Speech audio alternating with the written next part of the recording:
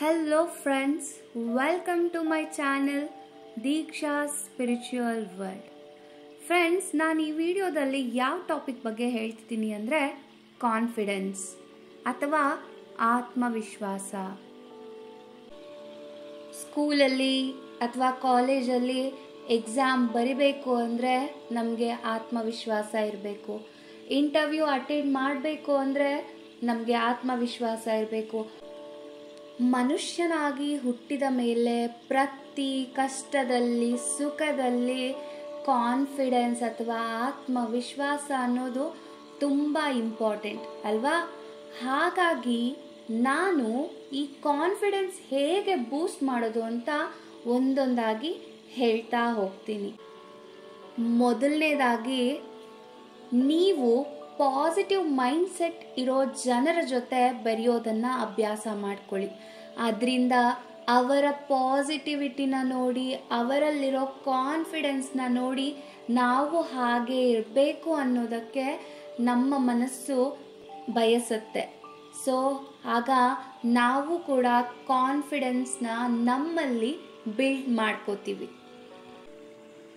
Next ಏನಪ್ಪ ಅಂದರೆ, ನೀವು ಯಾವುದೇ ವ್ಯಕ್ತಿಯನ್ನು ಮಾತಾಡಿಸುವಾಗ ಅವರೊಂದಿಗೆ ಐ ಕಾಂಟ್ಯಾಕ್ಟ್ ಮಾಡೋದನ್ನು ಕಲೀರಿ. ಮತ್ತು ನಿಮ್ಮ ಶೋಲ್ಡರ್ಸ್ ಅಪ್ ಇರಬೇಕು ಮತ್ತು ಚಿನ್ ಅಪ್ ಇರಬೇಕು. ನೀವೆಲ್ಲ ನೋಡಿದ್ದೀರ ಅಲ್ವಾ, ಬಿಗ್ ಬಾಸ್ನಲ್ಲಿ ಸುದೀಪ್ ಅವರು ಹೇಗೆ ನಿಂತಿರ್ತಾರೆ ಅಂತ. ಹಾಗೆ ಶೋಲ್ಡರ್ಸ್ನ ಅಪ್ ಮತ್ತು ಚಿನ್ ಅಪ್ ಮಾಡಿ ಕೂರಬೇಕು ಅಥವಾ ನಿಲ್ಲಬೇಕು. ನಾವು ಕುಗ್ಗಿ ಅಥವಾ ಬಗ್ಗಿ ನಿಂತಿದ್ದೀವಿ ಅಂದರೆ ಆಗ ನಮಗೆ ಕಾನ್ಫಿಡೆನ್ಸ್ ಇಲ್ಲ ಅಂತ ನಮ್ಮ ಎದುರಿನ ವ್ಯಕ್ತಿಗೆ ಅನಿಸುತ್ತೆ.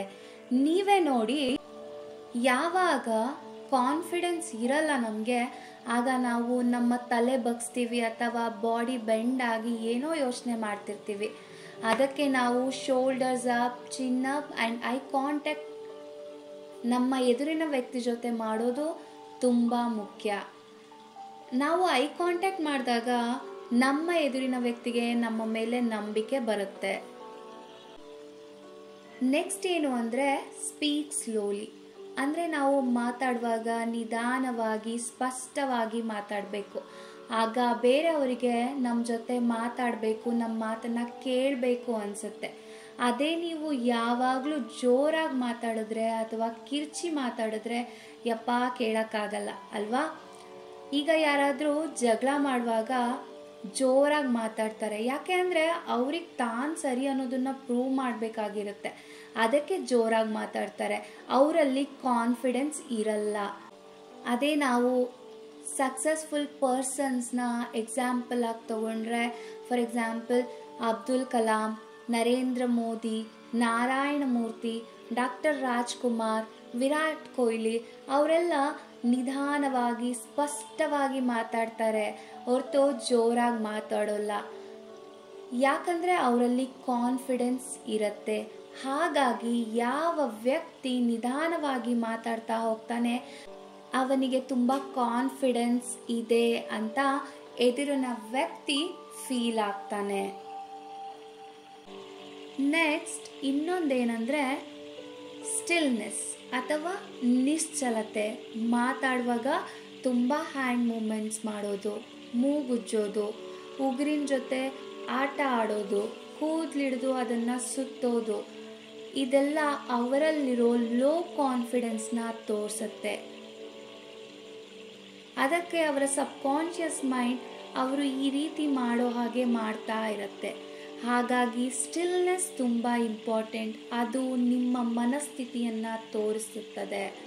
ಯಾರು ಕಾನ್ಫಿಡೆನ್ಸ್ ಆಗಿ ಕಾಮಾಗಿರ್ತಾರೆ ಅವರಲ್ಲಿ ನೀವು ಈ ಸ್ಟಿಲ್ನೆಸ್ನ ನೋಡಬಹುದು.